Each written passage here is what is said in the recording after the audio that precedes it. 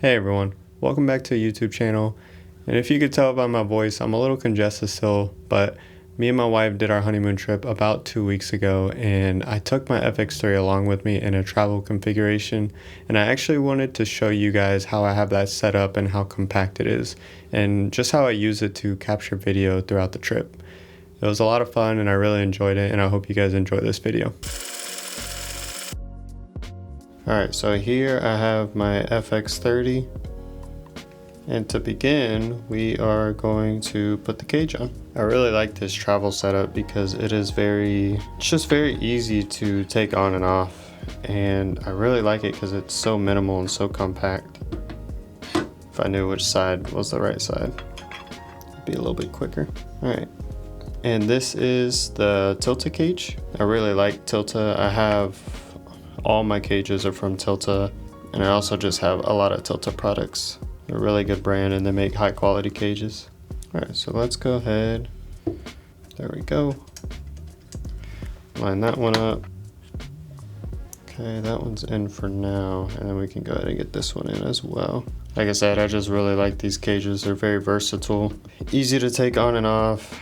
And I just have a lot of products with Tilta, so I tend to always get their cages as well. Alright, that's one screw. Plus, if you travel a lot and you don't want to carry a bunch of Allen wrenches or Allen keys, this, just not even the Tilta one, but this little screwdriver from Tilta I really like, or this multi-tool from Tilta I really like. You don't have to get the Tilta one, or if you just have a little quick use multi-tool, it's always nice to have one, especially when you're traveling. That way you don't have to worry about digging around your bag trying to find a bunch of Allen keys. Right, let's get this last screw in. Let's set this down. And let me show you the cage. So like I said, this is my FX30 with the Tilta cage. Just a really nice cage, really sleek, doesn't add too much bulk. I like this chamfered edge right here. And then sadly, something that you do have to buy separately, because the Tilta cage actually comes with, let me grab it real quick, comes with this one, which if you own an FX3 or an FX30, you definitely know that this blocks out the hot shoe port. So if you put this on, you can't use the hot shoe. I like connecting my audio devices via the hot shoe, so I try not to cover that port. All right, let's screw this in, and that's 2. And now that is the Tilta cage and the Tilta hot shoe plate. Like I said, really nice combo, does everything I need it to. And plus it has a bunch of mounting accessories and anything I would need. Alright, let's go ahead and set that there. This is a NATO to, I think, 1/4 mount, 360, rotatable, and tiltable. You want to make sure this piece is facing towards the lens or away from the camera, or towards the front of the camera, so it doesn't block the hot shoe mic in case you were to use like the DJI hot shoe adapter. And I really like to line this up to make sure that I have it perfectly straight so it doesn't bug me. And then you just collapse the lever. And just like that, you have the Tilta NATO rail to 1/4 mount adapter. Like I said, it is fully rotatable and tiltable as well, so you can rotate this thing and tilt it to whatever direction you want. And what I use for a monitor option, something different than a bulky monitor while I'm traveling, I use this small rig MagSafe adapter with a 1/4 mount on the back. And then I'm sure you could probably already tell I use the monitor and control app. I really like that app, and it's just easy and convenient. I don't have to worry about bringing an additional monitor with me. Saves me a little bit of weight. Alright, and if you haven't used the monitor and control app off of Sony, I'd really recommend it. It is such a great app. It's one of the big reasons why I stick with Sony. And I do tether it via USB, but you can, if you want to, do the Wi-Fi. I've never had issues with Wi-Fi. I just like to tether it with the USB. That way I have more of a stable connection. Alright, and we'll go ahead and pop the battery in.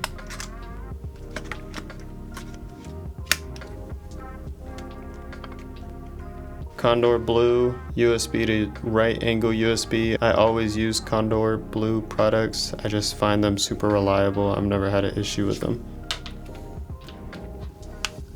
Alright, point, and I kind of like to twirl it up there. So that's my monitor setup. That's what I use to monitor my video when I'm out traveling. I really like this setup just because, like I said, it's so sleek and compact. I don't have to bring an additional monitor with me, an additional cable, an additional battery. Like I said, you can ditch the cable on this one and just run it wirelessly. I've never had any issues running it wirelessly, but I always tend to just do the cable so I don't have to worry about any lag or interference. Obviously we can't see anything, so I think what I'll do next is go ahead and pop the lens on. This lens, it's the 16-35 GM Mark II. I just love how compact it is for being an f2.8 16-35 lens. I think it's a great addition to my kit. I recently picked this up and I took it with me when we went to Washington for our honeymoon, and it was such a good lens to bring. If you guys want a full review on this lens, let me know and I can drop a full review. Alright, and see, that's my monitor setup, so when I'm shooting low, I just tilt it really low. And if I need it at a higher pitch to match the monitor down here. Alright, let's go ahead and add a memory card.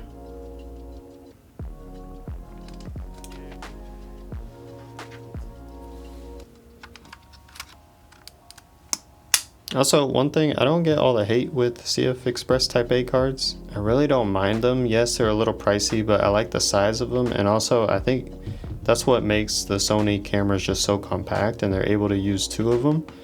Or for, you know, redundant recording, having two CF Express Type A slots. I don't really get the hate on them. I don't. CF Express Type B are a little bit cheaper, but I think all storage right now is super expensive, so it really doesn't matter.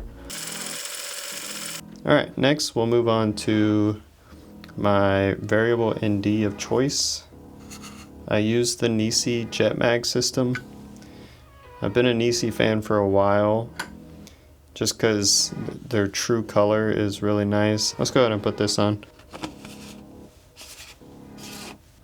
That's what I use for ND. And one thing I do add is this black mist filter from Nisi as well. It's a part of their JetMag system. This is the quarter strength version, and I just think the quarter strength is perfect. It's a really nice middle ground. I think they offer 1/8, but I don't think they offer half. I got the 1/8 at first when I first ordered this, and I just didn't think it was enough, so I sent that back and got the quarter strength, and I really enjoy the quarter strength. And if I need audio, or if I'm trying to shoot something like A-roll, what I'll do is I'll take this off. I'll just put this to the side, and I'll take the cable off, of course, and I'll just take this mount off. And since I have this top plate from Tilta, I don't have to worry about the hot shoe being blocked. So I'll just take this off, and what I'll do is I'll put on the Sony ECM M1 shotgun microphone. And now I have a very small setup that records really good audio, and plus it has all the features that you can switch it. That is my A-roll setup, and then if I'm shooting just B-roll or anything, I will go back to the monitor, and I always make sure to put my cold shoe protector or hot shoe protector in there. Throw this back on, grab my phone, put it back on, and hit connect, and I'm good to go. So yeah, that is my travel build, and that's what I use to travel. Sometimes I'll go ahead and throw the 28-70 on there, but that can be a little bulky, of course, so I like to keep it with just a 16-35. For traveling, you don't want anything crazy big or anything like in the way that's going to kind of hinder your ability to record, because then you just won't record, because it would be a nuisance or get annoying having to pull out the camera every 5 seconds to record and setting everything up. So this I just slot right in my bag, and when I need it, I'll just pull it out, put my phone on. If I need audio, I'll just switch to the Sony ECM B1. Like I said, this mic is really good, so this is really all I take. I will take the DJI sometimes, And I do have the hot shoe adapter for the DJIs on these Sony cameras, but I don't really shoot A-roll like talking like that during a travel video. But hope you guys enjoyed the demonstration of me building out this rig. So I hope you guys enjoyed the video. I really enjoyed making it. And if you have any questions, just leave them below. I'd love to answer them, get your guys' feedback on what I could do better or what other videos I can make in the future. Just let me know. And I'd really appreciate it if you like, comment, and subscribe. It'd mean a lot. And I hope you guys have a good one.